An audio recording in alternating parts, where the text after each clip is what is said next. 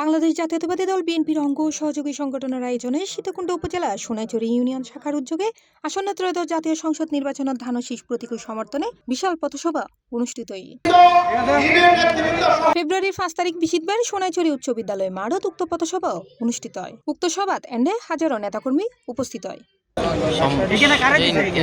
Sonaichhari union বিএনপির সভাপতি নুরুদ্দিন মোহাম্মদ জাহাঙ্গীর চৌধুরীর সভাপতিত্বে এবং মমতাজউদ্দিন আহমেদ ও নুরুদ্দিনের যৌথ পরিচালনায় সভাত প্রধান অতিথি হিসেবে উপস্থিত আছেন বিএনপির মনোনীত প্রার্থী লায়ন মোহাম্মদ আসলাম চৌধুরী। বিশেষ অতিথি হিসেবে উপস্থিত আছেন চট্টগ্রাম উত্তর জেলা বিএনপির যুগ্ম আহ্বায়ক মোহাম্মদ কাজী সালাউদ্দিন, চট্টগ্রাম উত্তর জেলা স্বেচ্ছাসেবক দলের সাবেক সভাপতি মোহাম্মদ মুরসালিন, উপজেলা বিএনপির আহ্বায়ক মোহাম্মদ জহিরুল আলম, লায়ন আসলাম চৌধুরীর ছোট ভাই আমজাদ হোসেন চৌধুরী, সাবেক উপজেলা মহিলা ভাইস চেয়ারম্যান নাজমুন নাহার চৌধুরী নেলি, দিদার মাহমুদ চৌধুরী, বিএনপি নেতা গিয়াসুল মাহমুদ চৌধুরী সহ নাজিম উদ্দুল্লাহ, নুরুদ্দিন রুবেল সহ আরো পত্কীয়।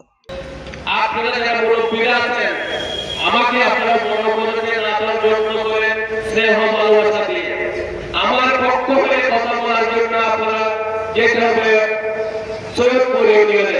আমার পক্ষ হয়ে কথা বলার জন্য আপনাদেরকে যেতে হবে বারেন্ডিয়া ইউনিয়নে। আমার পক্ষ হয়ে কথা বলার জন্য আপনাদেরকে যেতে হবে মুরাদপুরে।